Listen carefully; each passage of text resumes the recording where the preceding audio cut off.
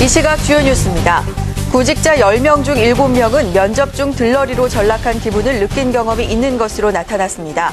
온라인 취업 포털 사람인이 구직자 1,633명을 대상으로 면접에서 들러리가 된 기분을 느껴본 경험을 조사한 결과 68.8%가 있다라고 답했습니다. 들러리가 된 기분은 형식적으로 면접을 진행할 때가 54%로 가장 많이 느끼는 순간으로 나타났습니다. 직장인들은 이직 시 면접관의 태도에 따라 지원 기업의 이미지가 변하는 것으로 나타났습니다. HR코리아가 이직 경험이 있는 직장인 267명을 대상으로 면접관에 따라 생각했던 기업의 이미지가 바뀐 적에 대해 설문조사를 실시한 결과 98%가 그렇다고 답했습니다. KB국민은행이 특성화고 졸업 예정자를 취업박람회 현장에서 직접 채용하는 원샷 채용을 벌였습니다. 국민은행은 15일 코엑스에서 열린 KB 굿잡 우수기업 취업 박람회를 통해 선발한 최종 합격자는 올해 12월 말에 입사한다고 밝혔습니다. 울산항만공사는 15일부터 26일까지 2주간 정규직 전환형 청년 인턴 채용을 위한 입사 지원서를 접수한다고 밝혔습니다. 이번 채용 규모는 약 12명 정도이며 6급 일반 행정과 토목 분야 인턴, 7급 일반 행정 분야 고졸 인턴을 채용합니다.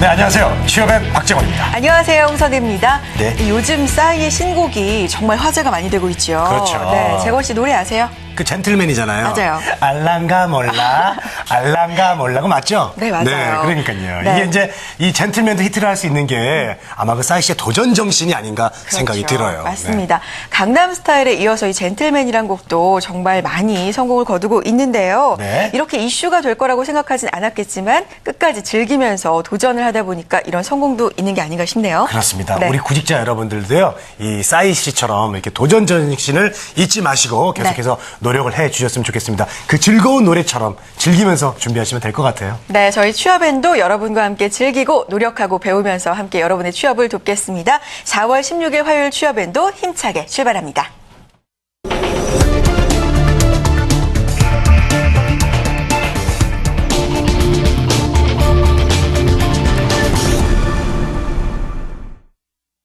주목할 만한 취업 뉴스를 전해드리는 시간이죠. 취업의 뉴스 시간입니다. 네, 한국경제TV 박준식, 이지수 기자, 그리고 이지연 뉴스캐스터와 함께하겠습니다. 세 분 어서 오세요. 네, 어서 오세요. 반갑습니다. 반갑습니다. 네. 자, 첫 소식부터 알아보죠. 이지수 기자께서 준비하셨죠? 네, 맞습니다. 네, 입사를 희망하는 기업의 이미지 어떤 순간에 달라질까요?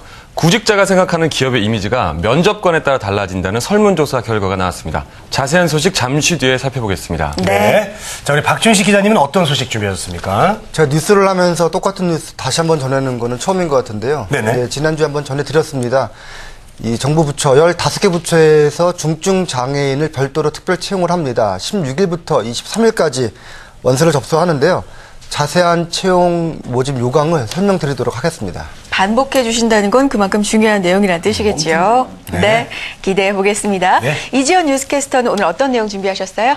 네, 입사 지원서를 쓰실 때 가고 싶은 기업의 인재상을 잘 파악해서 쓰시는 거 좀 좋은 취업 전략이 될 수 있다는 거 다들 알고 계실 텐데요. 5년 전과 비교해서 기업들이 원하는 인재상이 바뀌었다고 합니다. 과연 요즘 시대가 원하는 인재상 어떤 인재상인지 잠시 후에 자세한 내용 전해드립니다. 네. 자, 이주수 기자, 우리 면접 보는 분들도 중요하지만 면접관들의 태도가 또 기업의 이미지에 영향을 미친다고요? 네, 맞습니다.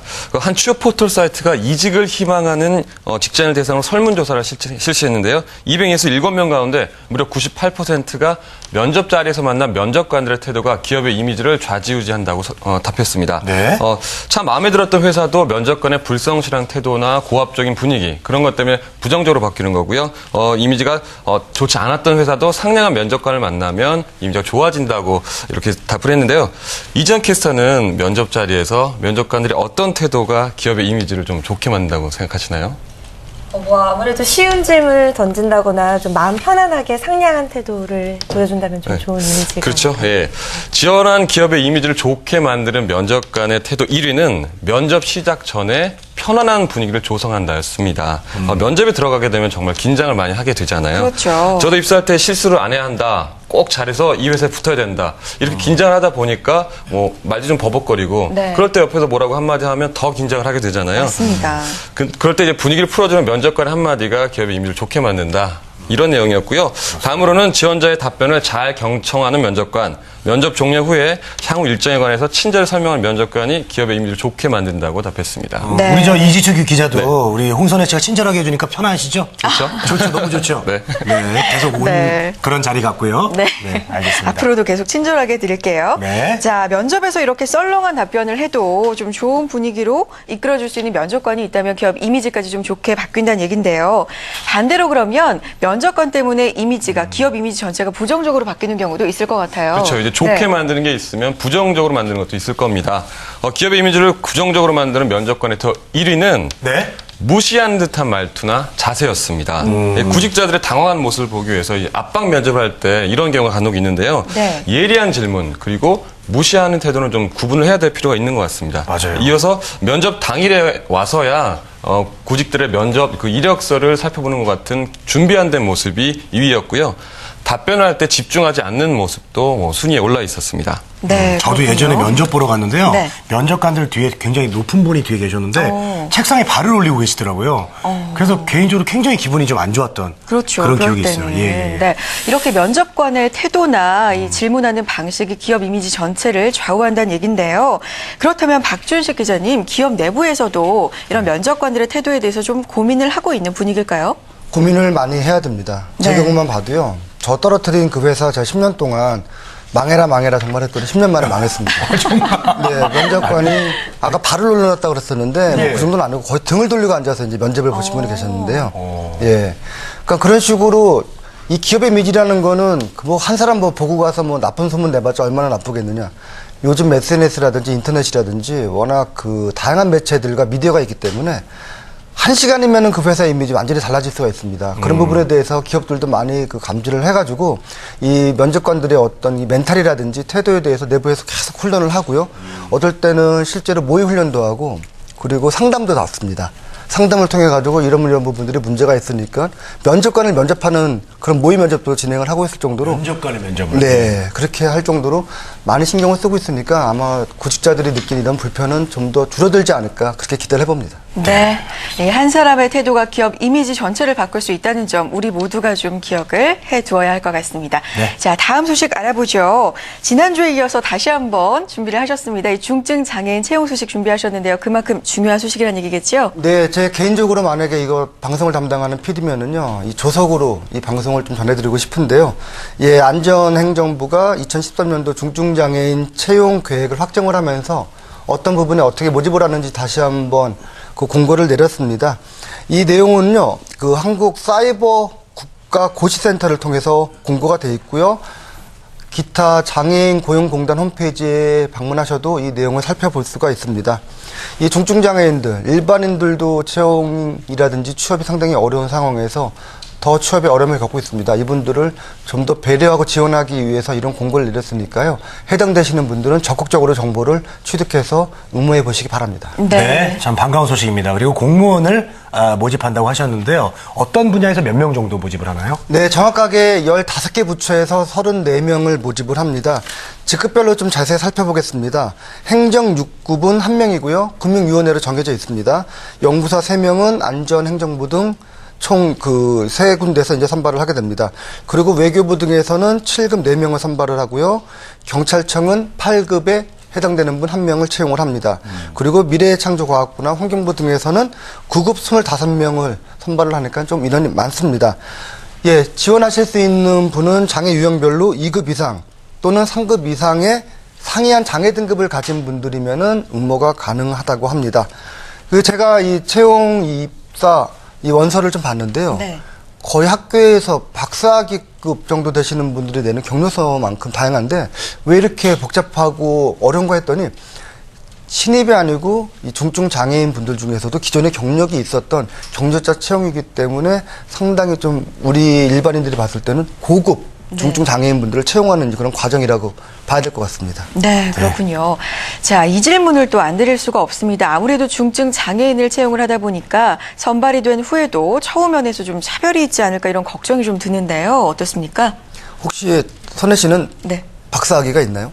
없습니다. 없죠. 네, 없어요. 제가 채용 공고 아까 이게 자세히 설명을 드렸냐면은 이 원서를 봤더니 이 석박사급에 해당되는 공간이 있고요. 별도로 있고 다양한 이런 경력들이 있는데 일반인들과 비교했을 때 직무 수행 능력이 결코 떨어지지가 않습니다. 네. 그러다 보니까 정상인과 똑같은 이 복리후생 급여를 받는다는 점을 다시 한번 강조합니다. 네, 알겠습니다. 자, 그럼 어떤 응시를 하거나 또 관련 내용을 볼 수가 있을까요? 예, 다시 한번 설명을 드리겠는데요. 네네. 16일부터 23일까지 접수를 받고요. 사이버 국가고시센터 또는 한국장애인고용공단 홈페이지를 방문하시면은 관련 내용을 볼 수가 있고요. 이분들은 필기시험은 없습니다. 서류 전형만 가지고 진행을 하고 그리고 그 인터넷 접수가 아니고 여러 가지 이제 증빙 서류라든지 첨가해야 되는 서류가 많기 때문에 등기료만 받습니다. 이 부분을 꼭 명심하셔가지고 23일 저녁 6시까지 꼭 도착할 수 있도록 시간을 잘 맞춰가지고 접수를 해야 됩니다. 제출처가 잘 모르겠다. 그러면은 안전행정부 이름이 바뀌어가지고요. 네, 안전행정부에 문의를 하시면은 주소를 자세히 안내하니까요. 홈페이지에도 나와 있고요. 자신이 없으신 분들은 꼭 안전행정부에다가 정확한 주소지 파악하셔가지고 등기를 보내시기 바랍니다. 네, 알겠습니다. 우리 박준식 기자께서 이렇게 2번이나 강조를 하실 정도면 정말 좋은 기회니까 여러분들 꼭 기회를 놓치지 마시기 바라겠습니다. 자, 이지연 씨, 그 대기업이 바라는 인재상이요. 창의성에서 도전 정신으로 옮겨갔나요? 어떻게 된 건가요? 네, 기업들이 대시하고 있는 인재상 잘 파악하고 있다면 취업 성공에 분명 도움이 될 텐데요. 오늘은 국내 100대 기업의 인재상 짚어볼까 합니다. 대기업들이 선호하는 인재상이 말씀해 주신 것처럼 5년 전에는 창의성으로 꼽혔는데요. 올해 조사 결과에서는 도전 정신인 것으로 나타났습니다. 이 대한상공회의소는 15일 국내 매출액 상위 100대 기업의 이 기업의 인재상을 분석을 했는데요. 그 결과 88개 업체가 도전 정신을 최우선 덕목으로 꼽았습니다. 5년 전인 2008년 같은 조사에서 최우선 가치로 선정이 됐던 창의성은 올해는 4위로 밀려난 모습이고요. 또 2008년에 두 번째 덕목으로 꼽혔던 전문성 같은 경우는 올해는 세 번째로 한 단계 밀려난 모습이었습니다. 또 8번째 덕목으로 꼽혔던 주인의식이 올해는 두 번째로 꼽혀서요. 수직 상승세를 보였습니다. 네, 5년 사이 기업들의 인재상 순위가 많은 변화를 보였는데 이유를 어디에서 찾을 수 있을까요? 네, 이전 같으면 기업들이 신기술 개발이라던가 신사업 진출에 기여할 수 있는 창의적인 인재를 꼽았다면요. 반면 최근에는 글로벌 이 성장이 좀 낮은 데다가 내수 침체 장기화로 인해서 강한 도전 정신과 주인 정신을 갖고 있는 인재를 선호하고 있는 것으로 분석을 하고 있습니다. 또 계속되는 경기 불황을 극복하기 위해 기업들은 좀 온실 속의 화초보다는요. 도전 정신과 주인 정신으로 좀 무장이 된 인재를 더욱더 선호하게 된 것으로 보여집니다. 네. 자, 요즘 시대가 원하는 인재상은 바로 이제 온실 속의 화초보다는 도전하는 정신을 갖고 있는 인재를 원하는 것 같습니다. 네. 업종별로도 인재상이 다른가요? 네, 맞습니다. 업종별로도 바라보는 인재상에서 이 시각 차이를 보였는데요. 운수업과 제조업은 1위로 꼽힌 도전 정신을 꼽았습니다. 최우선 가치로 꼽은 이유는요. 이 하드웨어 차별화 어려움과 글로벌 경쟁 심화로 인해서 신시장 창출이 중요해졌기 때문에 제조업의 경우에는 도전 정신을 꼽았고요. 운수업 같은 경우도 저운임이나 유가 상승, 화물 수요 상승 등 여러 불안 요인을 이겨낼 적극적인 인재를 찾고 있는 것으로 보여집니다. 반면에 금융과 보험업은 전문성을 꼽았고요. 도소매업은 주인의식을 핵심 역량으로 꼽았습니다. 네, 업종별로도 인재상이 이렇게나 다르니까요. 자신이 원하는 이 업종의 인재상 잘 살펴보시고 전략 세우셨으면 좋겠습니다. 마지막으로 정리 좀 해주실까요? 네, 요즘 기업들의 채용 트렌드를 살펴보면요. 스펙 대신에 인성과 실무 능력을 중요하게 생각하는 이런 채용 문화가 좀 확산이 되고 있는 모습입니다. 그만큼 청년 구직자들은요. 취업하고자 하는 분야에서 회사의 핵심 가치를 잘 파악하고 이에 맞는 우수 인재가 되기 위해서 준비를 하셔야 되겠고요. 또 뿐만 아니라 세계 경기 상황이라던가 취업 시장의 트렌드 그리고 기업이 원하는 인재 그 변화를 좀 잘 파악해서 발빠르게 대처하신다면 다른 경쟁들보다 유리한 좀 고점을 차지할 수 있지 않을까 생각을 해봤습니다. 네, 취업의 뉴스 오늘도 다양한 소식 살펴봤습니다. 한국경제TV 박준식, 이지수 기자, 이지연 뉴스캐스터와 함께했습니다. 세 분 고맙습니다. 감사합니다. 네.